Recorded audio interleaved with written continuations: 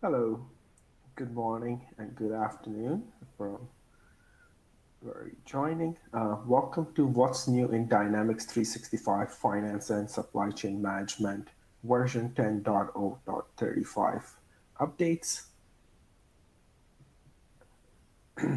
If you have a technical or content related questions during the presentation, please use the Q&A window and we will address your questions. Closed captioning is available by selecting the CC button in the bottom right corner of your media player screen. You can expand, minimize, and move each of the window panes displayed on your screen if needed. This presentation is being recorded, and we will send all registrants a link to the recording post-webinar. Today's speaker list includes myself. I'm a Malaysia consultant client care, and along with me is Katya Sluskaya, senior consultant client care. So without further ado, we can look at today's agenda. Today's topics will cover supply chain features, platform updates, finance updates, and at the end, we will have a Q&A session.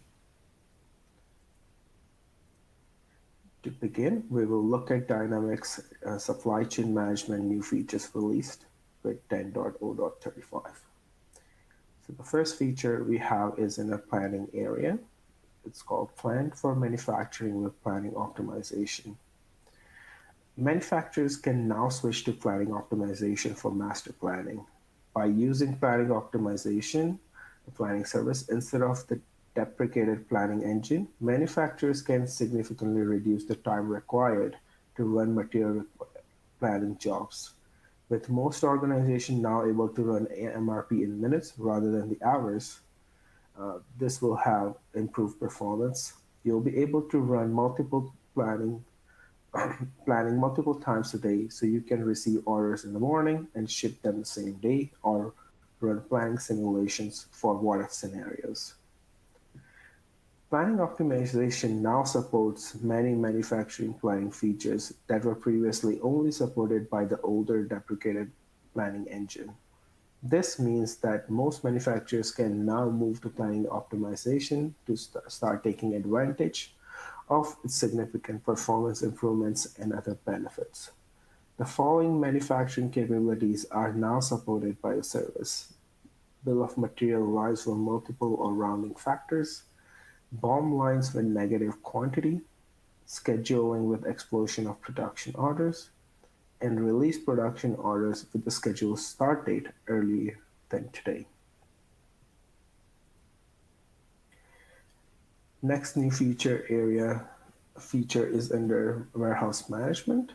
Capture multiple GS1 label segments simultaneously. Workers at companies that uses GS1 barcode labels to encode multiple pieces of information into a single barcode can now capture all this information with a single scan. This enables workers to operate more efficiently when handling items in the warehouse. This feature builds on the existing GS1 barcode support provided by the Warehouse Management mobile app for D365 supply chain. An important innovation, the GS1 standard is its support for encoding several types of information into a single barcode. And a worker using Warehouse Mobile can now capture all this information with just one scan. This capability will help to improve the efficiency of many inbound and outbound warehouse processing flow. So for example, on our any given screen, we have to scan the item number, the barcode, the batch number, and the other information. We can put all of that information on one barcode, scan it, and it auto fills, so it avoids the multiple scan process.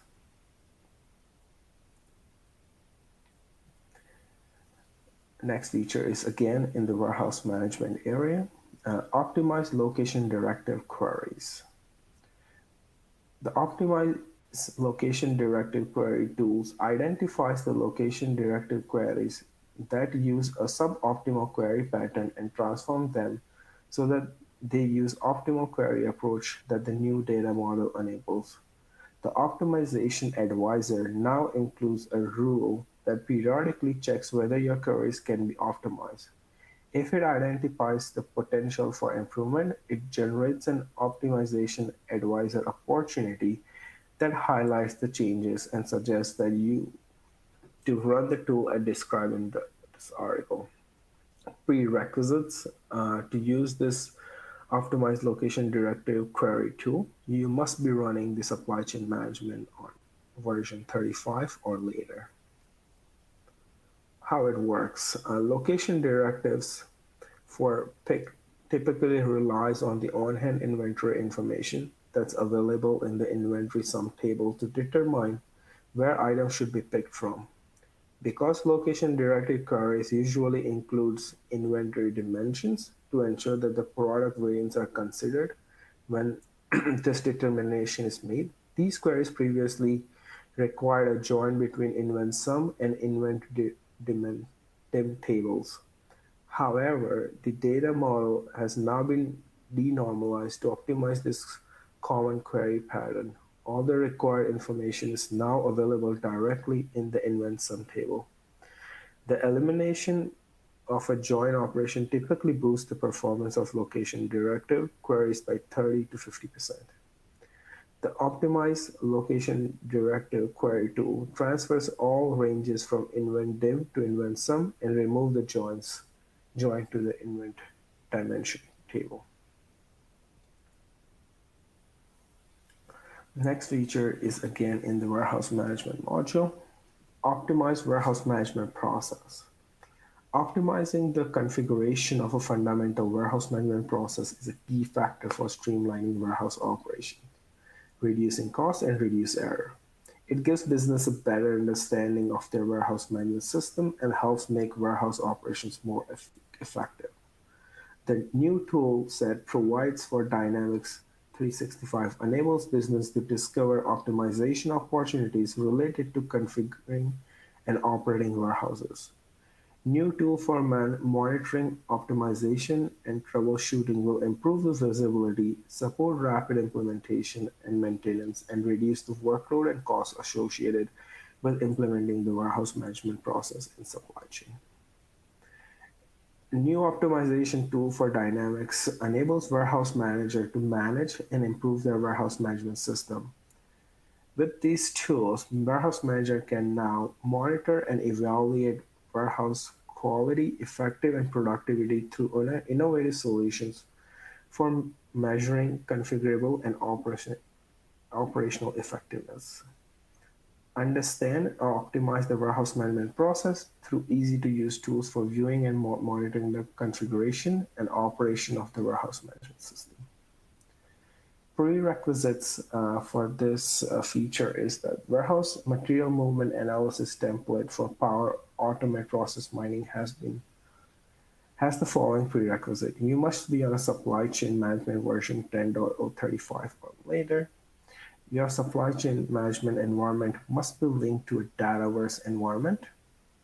The user who deploys the process in Power Automate process mining must have the warehouse manager, planner, or sysadmin role. The supply chain manager user who deploys the process in Power Automate process mining must also be configured as a user in linked Dataverse environment. To deploy the process, a user must have environment maker and or system admin role. After the process is deployed, it can be shared with the other users.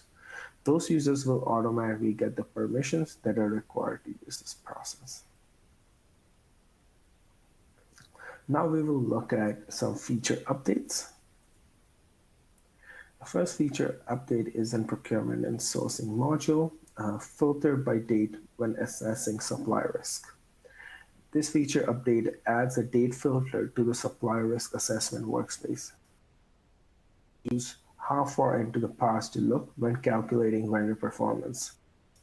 You can therefore set up performance calculations that are only consider recent events, which are most relevant, while excluding the older events. Second feature update is in the same module. Check purchase order expenditure reviewer setup before enabling the workflow. This feature checks for the purchase order expenditure reviewer setup when activating a workflow. This feature prevents incomplete workflow configuration that uses the purchase order expenditure reviewers. Inventory and management. Cascade transfer order header date change to lines. This feature allows you to automatically update the line dates when a transfer order header ship or receipt date is changed. Currently, you get a pop-up message whether you would like to make apply these changes to all the lines versus this feature will automatically make the update.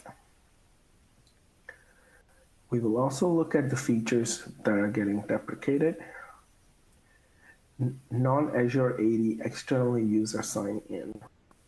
So reason for the deprecation, we are deprecating access for the external users who aren't present in Microsoft Azure Active Directory tenant that used our finance and operations environment.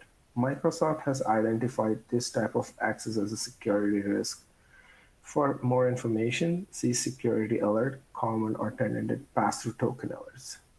Replaced by another feature, yes, finance and operations apps already support business-to-business collaboration that provides a secure way to provide access for external guest users.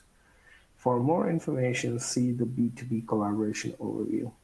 If you want, you can take a proactive action by inviting and onboarding external users from the Azure AD portal. No changes are required through Finance and Operations app.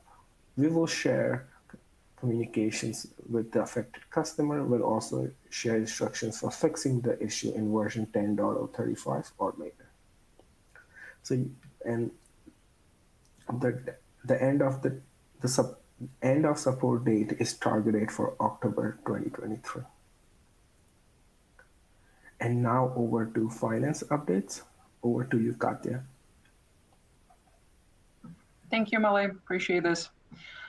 Okay, so we're going to take a look at what's new in finance updates in version 10.035. We will start with few feature enhancements, and mostly it's around financial tags. As you know, Microsoft is rolling financial tags in more functionality, and this time it seems to be all around general journals. So I'm going to walk you through specific changes because they're getting deeper into what you can do and how you can use them. What you see on this screen is screenshots of a load ledger transactions functionality. You can access that when you create a new general journal. You go into lines, and on the top there is a button called functions, and once you click on that you will present it with the choices, and one of them is load ledger transactions. You can use this function to load posted transactions, and since they're posted, it means there are financial tags associated with them. So what Microsoft did with this enhancement, it actually allowed you to bring back when you do your filtering, because typically you would filter by main account, maybe by date. In my case, I'm filtering by voucher. You call certain transactions to appear in your newly created journal, and you want them to appear with the same financial tags that were used in the original posting. Next one would be about reversing entries. Every single client uses reversing entries to when you close your months. You need to post accruals that needs to be reversed the next month. So now Microsoft allows you to create a reversal entries. You do need to mark them. Yes, it's going to be a reversed entry. And as you can see on my screen, as soon as it's marked and you have financial tags, the reversing entry, the second one that gets posted when you post that type of journal, will use the same financial tags as the original entry. Next one would be financial tags, again in the general ledger journal, but now it's a functionality when you split a breakdown of a voucher. You would use that again, you would create a general journal, you would go into lines, you would enter a line, because now since we're talking about the voucher, so we would need, in my case, I do one line entry where debit equals credit, or it could be several line entries, but it has to be one voucher. Once you enter that, now you can click a button called Functions above the lines, because that functionality applies to lines, not to the journal in general itself. And in the functions, you can choose a function called breakdown of a voucher. So the first screen shows my entry, how I did that. And then here I have a breakdown. Basically, this is my one entry, and then I decided that I'm going to break this down into certain departments. And I don't want to enter financial tags all over again. I don't want to type anything myself. So I just wanted to type several different dimensions, and then I wanted information to float. And that's what happened in the last screenshot at the bottom, where the system used my ledger account combinations with the dimensions, and it used the financial tags that I originally entered on the first line. So these are, I would say, relatively small enhancements, but they're targeted to enhance your experience with financial tags in general and cover more and more area of the system. Next one would be also related to the financial tags, but now it will be in the ledger settlements form. If you do ledger settlements, not everyone does, but if you do ledger settlements, once you go into ledger settlements form, you can see financial tags now as a separate financial financial tags. As you see, I have highlighted columns that represent financial tags that are configured in my demo environment.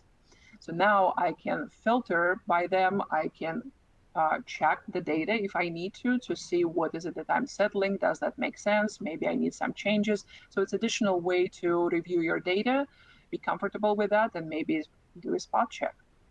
That would be also helpful when you do a year-end close, because this particular information on financial tags will be updated for opening balances for the ledger settlement accounts to keep these details during the year-end close. Moving on to the next interesting feature enhancement, that is related to subscription billing and billing schedules functionality. As you know, it's one of new modules that Microsoft introduced probably about a year ago by now, but they keep building on adding more and more functionality so it can be used more broadly. And this time, if you use billing schedules, you can also call sales agreements and link sales agreements to your existing billing schedules to find a pricing or just create a linkage. Or you can actually, alternatively, you can create a billing schedule and link a sales agreement to it from the billing schedule. If you do use that, and if you do want to explore this functionality, you need to start by enabling a parameter. I'm showing on my screen the recurring contract billing parameters that you can find on the subscription billing module if you use that module. And once you go into the parameters, there is a new toggle that's called sales agreements.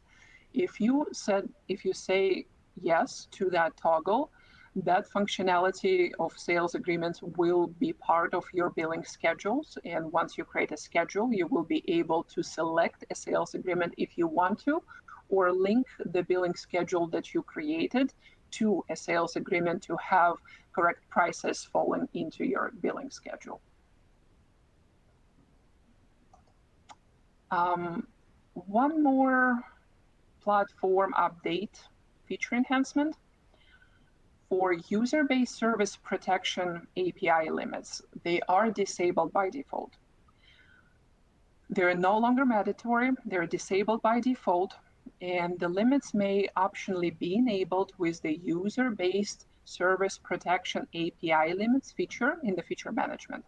However, the limits will be disabled for all environments, and this option to enable them from the feature management will be removed in the future release. I believe this is the end of our presentation.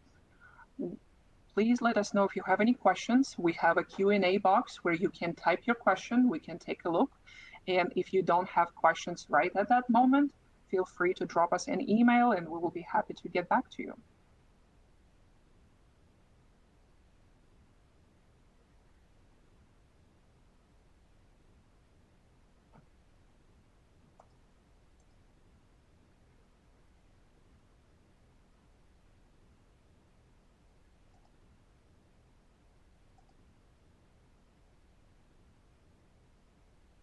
We appreciate your time. Thank you so much for joining us. Have a wonderful day. Thank you.